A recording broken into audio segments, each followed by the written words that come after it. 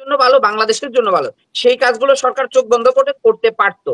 কিন্তু আমরা দেখেছি যাদেরকে উপদেষ্টা পরিষদে নেওয়া হয়েছে তাদের অক্ষমতার কারণে, অদূরদর্শিতার কারণে, এবং তাদের যে আপনার ধরেন যে নলেজ, যে বিষয়ে যে নলেজ, সেই নলেজ গ্যাপের কারণে তারা তাদের প্রপার কাজ করতে পারছে না, বিদায় তারা এই সুযোগটা হারিয়ে ফেলেছে।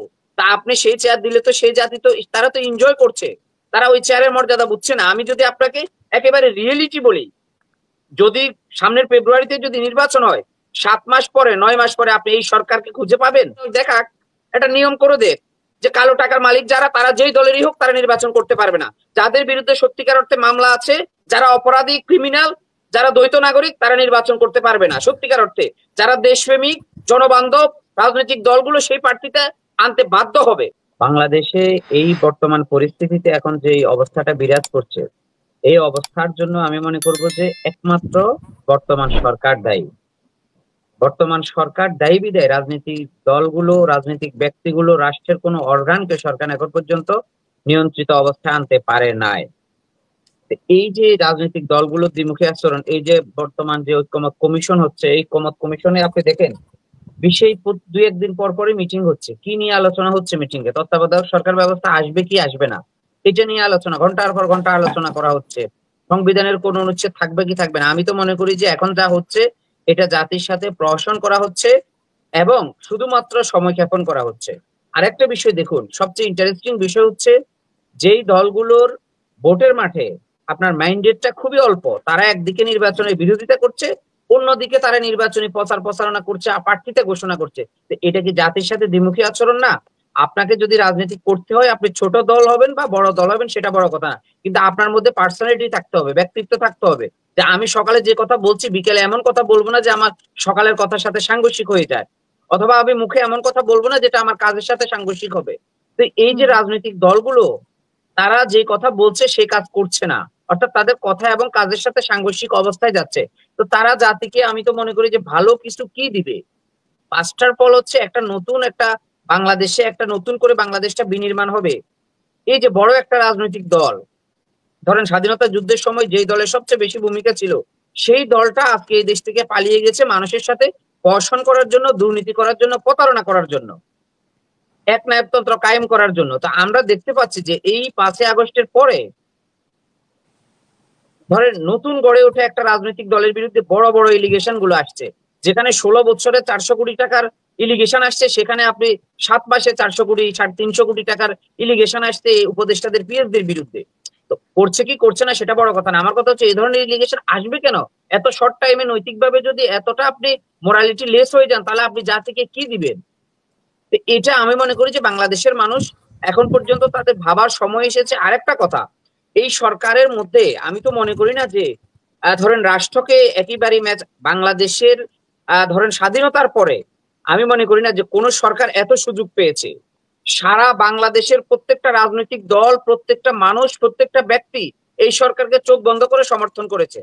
5ই আগস্টের পর 8 তারিখে সরকার যখন শপথ নিয়েছে, তো এই সরকার তো এমন কিছু মানে প্রত্যেকটা কাজ যেটা জনগণের জন্য ভালো, রাজনৈতিক দলগুলোর জন্য ভালো, বাংলাদেশের জন্য ভালো, সেই কাজগুলো সরকার চোখ বন্ধ করে করতে পারতো। কিন্তু আমরা দেখেছি যাদেরকে উপদেষ্টা পরিষদে নেওয়া হয়েছে তাদের অক্ষমতার কারণে, অদূরদর্শিতার কারণে, এবং তাদের যে আপনার ধরেন যে নলেজ, যে বিষয়ে যে নলেজ, সেই নলেজ গ্যাপের কারণে তারা তাদের প্রপার কাজ করতে পারছে না, বিদায় তারা এই সুযোগটা হারিয়ে ফেলেছে। যার কারণে আপনি সময়টা যদি দেখেন, এই জুলাই থেকে আরেকটা জুলাই চলে এসেছে, আমাদের রক্তাক্ত জুলাই। এই 1 বছরে আমরা যদি সাধারণ এজ এ পলিটিশিয়ান না, এজ এ পার্সন, বাংলাদেশের একজন নাগরিক হিসেবে আমি যদি সরকারের দিকে আঙ্গুল তুলি যে আপনি তো রক্তের উপর দাঁড়িয়ে শপথ নিয়েছেন, আপনি কি করেছেন?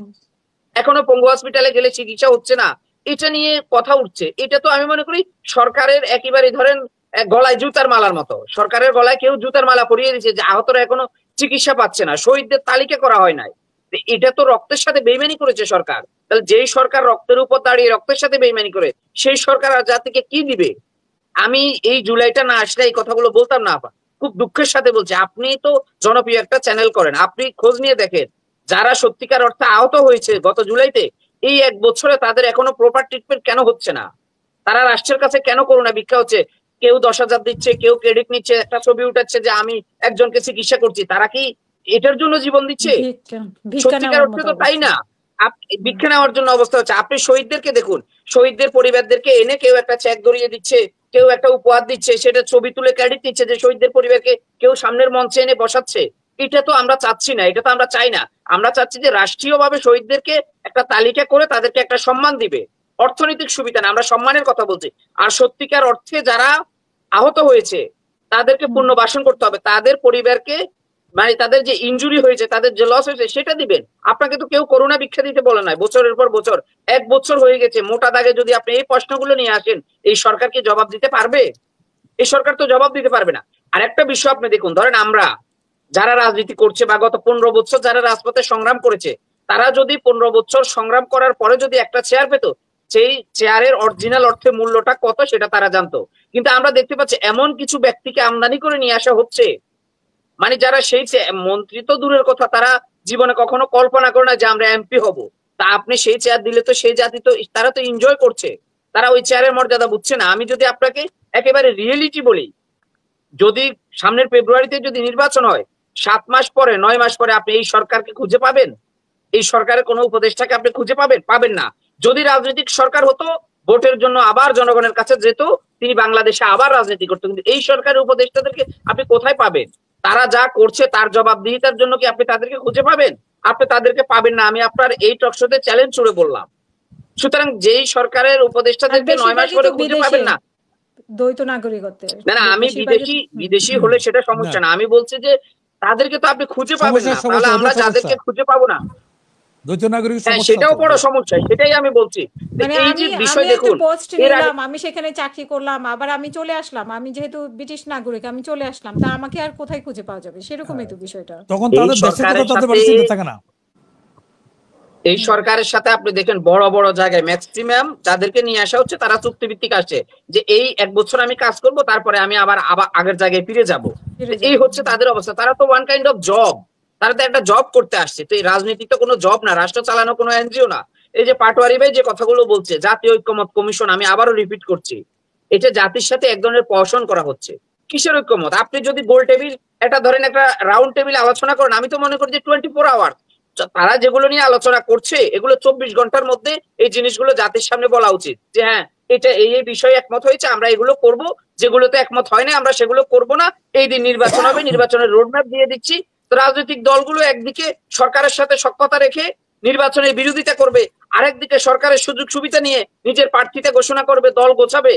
এগুলো জাতি আর নিবে না। 5 তারিখের পরে মানুষ অনেক সচেতন হয়েছে আপা। আমি যদি আপনাকে বলি, ধরেন আমার নির্বাচনী এলাকা কবিরাট কোম্পানিগঞ্জে যদি আপনি দেখুন, 5 তারিখের পরে মানুষ উৎসুক মুখর পরিবেশে তাকিয়ে আছে। আমি বাসায় গেলে আমাকে জিজ্ঞেস করি যে ইসমাইল ভাই, ভোট কি হবে নাকি হবে না, কখন হবে? আরে আমরা তো গণতন্ত্রের জন্য লড়াই করেছি, আমরা তো পিয়ার পদ্ধতিতে ইলেকশন হবে, স্থানীয় সরকার হবে, এই সরকার কি কি ঐক্যমত হবে, আমরা তো এগুলোর জন্য ইলেকশন করি না। আমরা সত্যিকার অর্থে নির্বাচন ব্যবস্থা সংস্কারের জন্য ইলেকশন চেয়েছি, এই সংগ্রামটা করেছি, যেন বাংলাদেশে অদূর ভবিষ্যতে 100 বছর পরেও গণতন্ত্রের মোড়কে এসে কেউ পরপর 3টা বিনা ভোটে জাতীয় নির্বাচন করতে চায় না বা পারে না, সে দুঃসাহস না দেখায়। আমরা তো সেই সংস্কার চেয়েছি, আমরা রাজনৈতিক দলগুলোর মধ্যে সংস্কার চেয়েছি। এই সরকার এবং নির্বাচন কমিশন যৌথভাবে একটা রোডম্যাপ দিতে পারে নাই, যে রাজনৈতিক দলগুলো তাদের প্রার্থীতা ঘোষণা করতে হলে এই এই ইলিগেশন যাদের বিরুদ্ধে আছে তারা নির্বাচনের অযোগ্য ঘোষণা হবে, তারা নির্বাচন করতে পারবে না। নির্বাচন কমিশন বুক খুলে সেই দুঃসাহস দেখাক, একটা নিয়ম করে দেখ যে কালো টাকার মালিক যারা, তারা যেই দলেরই হোক তারা নির্বাচন করতে পারবে না। যাদের বিরুদ্ধে সত্যিকার অর্থে মামলা আছে, যারা অপরাধী ক্রিমিনাল, যারা দ্বৈত নাগরিক, তারা নির্বাচন করতে পারবে না। সত্যিকার অর্থে যারা দেশপ্রেমিক জনবান্ধব রাজনৈতিক দলগুলো সেই প্রার্থীটা আনতে বাধ্য হবে, আপনি তাদেরকে বাধ্য করতে হবে, কারণ এই দায়িত্ব আপনাকে আমরা দিয়েছি 5 তারিখে। এত বড় বিপ্লবের পরে আমরা পিয়ার পদ্ধতি নিয়ে অহেতুক সময় নষ্ট করছি, ঐক্যমত নিয়ে সময় নষ্ট করছি। আরে ভাই, হত্যার বিচার কত দূর, আহত নিয়ে এতে পুনর্বাসন কত দূর, এইগুলো হচ্ছে আপনার মোটা দাগে প্রশ্ন। বাংলাদেশে তো আমাদের এই বিপ্লবটা কেন হয়েছে, বা পরপর 3টা জাতীয় নির্বাচন কেন হয়েছে বিনা ভোটে? আপনি সেই প্রশ্নের মধ্যে থাকুন না। আপনাকে তো কেউ যুগ যুগ ধরে বলে না 100% সংস্কার আপনাকে করে এখনই বাংলাদেশকে কল্যাণ রাষ্ট্র করে নির্বাচিত সরকার হাতে তুলে দিতে হবে। এটা কি আপনার দায়িত্ব? এটা আপনার দায়িত্ব না। আপনার দায়িত্ব যেটা, সেটা না করে এই সরকার অহেতুক বাড়াবাড়ি করছে, ঝামেলা সৃষ্টি করছে, রাজনৈতিক দলগুলোর সাথে দূরত্ব সৃষ্টি করছে। আমি তো মনে করি এই সরকার ধরেন এখন এক ধরনের কূটনৈতিক নীতিতে আশ্রয় নিয়েছে, কিছু রাজনৈতিক দলকে পকেটে বন্দি করে কিছু রাজনৈতিক দলের সাথে দূরত্ব তৈরি করছে। সরকার কিছু রাজনৈতিক দলকে ব্যবহার করছে আর কিছু রাজনৈতিক দলকে আপনাদের বিরোধিতা করছে। এটা তো আমরা চাই নাই। এই সরকার হচ্ছে অভিভাবক, একটা অ্যামব্রেলার মতো। রাষ্ট্রে যখন বৃষ্টি আসবে সব রাজনৈতিক দলে অ্যামব্রেলা নিচে আসবে, কেউ তো মানে বেশি সুযোগ সুবিধা পাওয়ার কথা না। কিন্তু আমরা এই সরকারের বিরুদ্ধে মোটা দাগে বড় কয়েকটা এলিগেশন শুনেছি। তো সরকার তো সেই এলিগেশন গুলো বারবার প্রমাণ করেছে, তারপরেও সরকার শোধরায় নাই। একটা পলিটিক্যাল পার্টির মানে আত্মপ্রকাশ অনুষ্ঠানে ডিসি অফিস থেকে ভাস দেওয়া হচ্ছে, আর অন্যদিকে মানুষ বলছে যে এটা কিংস পার্টি, কিন্তু সরকারের পক্ষ থেকে কোনো সন্তোষজনক জবাব মানুষকে দিতে পারে না। এটার জন্য তো আমরা তো বৈষম্যের বিরুদ্ধে বলেছি, আমরা বলেছি বৈষম্য বিরোধী ছাত্র আন্দোলন। তা আমরা বৈষম্য বিরোধী ছাত্র আন্দোলনের ব্যানারে এসে নতুন করে আমরা সেই সরকারের শপথ নিয়ে নিজেরাই আবার বৈষম্য করছি, কোটা বৈষম্য, যে আমার যাকে পছন্দ হয় আমি তাকে উপদেষ্টা পরিষদে নিয়ে নিব। আমি তো মনে করি সর্বপ্রথম বৈষম্য হয়েছে এটা, যোগ্যতার ভিত্তিতেও এই উপদেষ্টা পরিষদে নেওয়া হয় নাই, শুধুমাত্র সম্পর্কের ভিত্তিতে, স্বজন প্রীতির ভিত্তিতে একটা উপদেষ্টা পরিষদ সাজানো হয়েছে। আওয়ামী লীগের প্রশ্নে আওয়ামী লীগ কি রাজনীতি করবে, নির্বাচন করবে, এই প্রশ্নগুলো তো আওয়ামী লীগ যা করেছে, এই গণহত্যা করেছে, এটা নির্বাচন কমিশন নিবন্ধন বাতিল করে দিবে, তাদের মার্কা বাদ দিয়ে দিবে, শেষ। এখানে এত আলোচনা, এত বিশ্লেষণ। আমি তো বলি যে সরকার জনগণকে বারবার বোকা বানাতে যাচ্ছে। আপনি রোহিঙ্গা ইস্যুতে আমরা দেখেছি জাতিসংঘের মহাসচিব এসে কি সুন্দর করে বলেছে যে ডক্টর মোহাম্মদ ইউনূস আমাদের প্রধান উপদেষ্টা, রোহিঙ্গাদেরকে পুনর্বাসন করা হবে, নিয়ে যাওয়া হবে। কই রোহিঙ্গাদেরকে নিয়ে তো আর আলোচনা দেখছি না। আশিক চৌধুরী আসছে, খুব বাংলাদেশে খুব বড় বাইরের থেকে আপনার ধরেন লোকজন ইনভেস্টমেন্ট করবে, বাইরের বিদেশি ইনভেস্টমেন্ট আসবে, কই সেটারও তো কোনো আপডেট দেখছি না। আমরা চমক দেখছি কিন্তু কোনো আপডেট দেখছি না। এটা আমরা হাসিনার আমলে দেখেছি।